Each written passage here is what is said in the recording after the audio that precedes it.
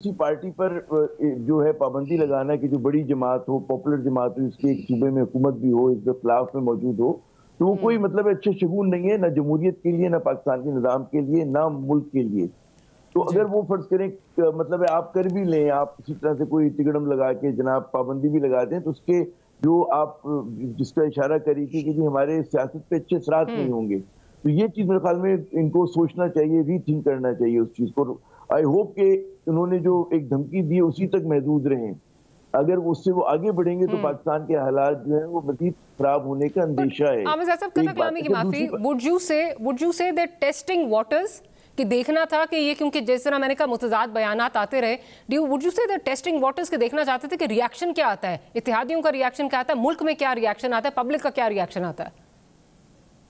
ये बहुत ही, अगर टेस्टिंग वाटर्स वाकई करना चाह रहे थे तो मेरे ख्याल में इन्होंने एक मैं कहूँगा चाइल्डिश अप्रोच है, क्योंकि उसका जो बैकलैश आया है और उसकी वजह से जो गैर यकीनी सूरत हाल पैदा हो गई है उसका कोई मुतबादिल नहीं है। आप यहाँ से ये ऐलान करके पीछे हटते हैं तो हुकूमत की सुक्की होगी। हुकूमत एक बार जब ऐलान करती है उसको 10 मरतबा सोचना चाहिए उससे पहले, और उसके बाद जब ऐलान कर दे तो पोजीशन आप ले लें। आपने तमाम चीजों का जायजा ले लिया, लेकिन जब आप जायजा नहीं लिया इसका मतलब आप मतलब फंबल कर रहे हो उसमें, आप रिवाइज कर रहे हैं, तो ये अच्छी इंडिकेशन नहीं है खुद हुकूमत के लिए। अगर आप हुकूमत में हो तो आप मिक्स सिग्नल अगर दे रहे हो तो ये टेस्टिंग वाटर्स इस तरह से नहीं होते। अगर इस तरह से होने लगे तब तो मैं कहूँगा पाकिस्तान का लई हाथ है, क्योंकि भाई एक न्यूक्लियर रियासत है, आपको सोच समझ की चीजें करनी चाहिए। एक और बात जो आपने बन्नू से जोड़ने वाली बात की, बड़ी एक मेरे ख्याल में सतही सी बात की है इंफॉर्मेशन मिनिस्टर ने।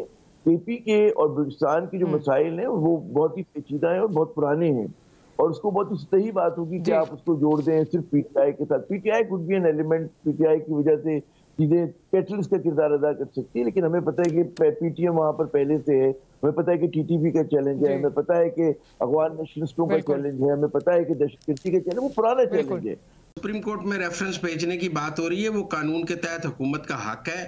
वहां पर फुल कोर्ट कह दे कि हुकूमत के रेफरेंस में कोई जान नहीं है, उठा के उसे डस्टबिन में फेंक दे, या उस पर पीटीआई को सेंश्योर कर दे, या कह दे कि ये काम आपके कानून के मुताबिक नहीं है, तो लेट द कोर्ट्स डिसाइड।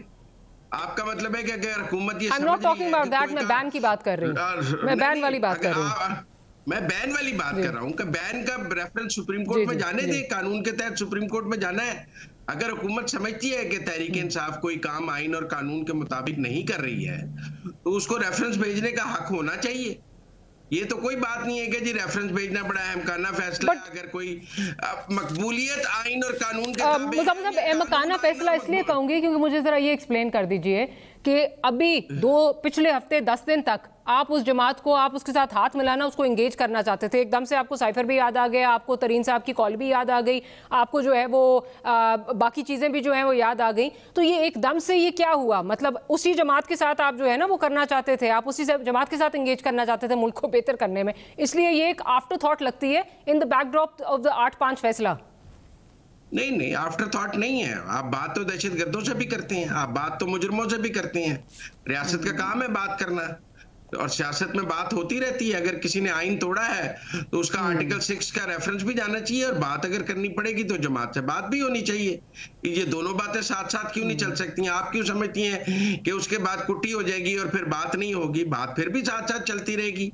नहीं, मैं इसलिए कह रही हूँ कि अगर वो जमात जो है वो बाकी दहशतगर्द जमात है तो उसको आपको इलेक्शन लड़ने नहीं देना चाहिए था, उसको इलेक्शन आपको फिर इजाजत ही नहीं देनी चाहिए थी। फॉरेन फंडिंग का अगर केस है तो 2 साल पुराना है, अब आपको एकदम से होश आई है कि जी इस पे कुछ करना है। ये इख्तियार हुकूमत का है ही नहीं कि इलेक्शन लड़ने देना है या नहीं देना है, ये इख्तियार ही अदलिया के पास है। हुकूमत रेफरेंस तो लेके जा सकती थी ना सर, रेफरेंस तो लेके जा सकती थी ना। हुकूमत तो एक केस अदलिया के सामने रख सकती है और वो रखने का उसे इख्तियार होना चाहिए। हमें हुकूमत को दबाव में नहीं लाना चाहिए कि आप ये केस भी अदालत में ना लेकर जाएं। जो हमारे प्राइम मिनिस्टर शबाना रोज़ मेहनत कर रहे हैं, और उन्होंने आज भी ऐलान किया कि मैं हफ्ते इतवार को करता हूँ, तो सरकारी मुलाजमीन कांप गए हैं कि हजरत साहब फिर कहीं हफ्ते की छुट्टी पे काम ना दिखा जाए। लेकिन इनको जो काम दिखाना है ना, गौर एजाज की बात से किसी को तमाम बातें मुजम्मिल की मैं मान लेता हूँ। अगर उन्होंने नहीं किया, अगर अब कर रहे हैं, जुर्म क्या है इसमें? इशू ये है कि जनाब वो इमरान ने किए, वो जरदारी साहब ने किए, वो मोहतरमा बेनज़ीर भुट्टो मरहुमा ने किए, वो नवाज शरीफ ने किए। क्यों किए भाई? किए हैं, जवाब दें।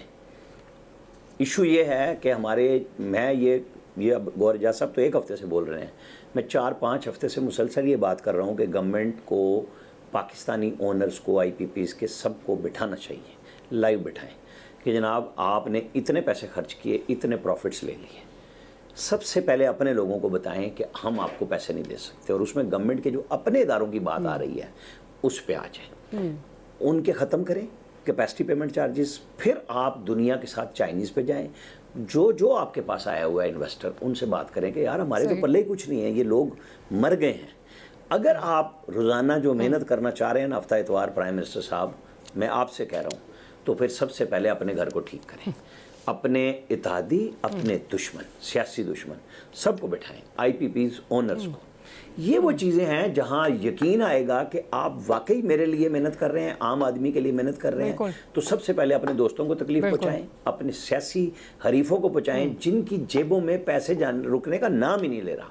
अगर आप ये शुरू कर दें, सारे लोग कहेंगे जी बिल्कुल ठीक बात है, हमारे लिए बात हो रही है। अदरवाइज ये जो है ना, आज ख्वाजा आसिफ साहब का भी एक ट्वीट था कि जी अगर ये टैक्स पूरा कलेक्ट हो जाए तो 8 रुपए तो कम हो जाएंगे। भाईजान ये मैंने वापस लेने हैं टैक्स, चोरी जो है ये मैंने रोकनी है। भाई हुकूमतों में आप हैं, आप पिछले दौर में वजीर पानी और बिजली रहे, हुकूमतें तो घुटने टेक देती हैं अपने सपोर्टर्स के सामने जब जाते हैं। तो ये मेरे इन तमाम दोस्तों की जिम्मेदारी बनती है कि चाहे वो इमरान खान के दौर के हों, चाहे वो नवाज शरीफ के दौर के हों,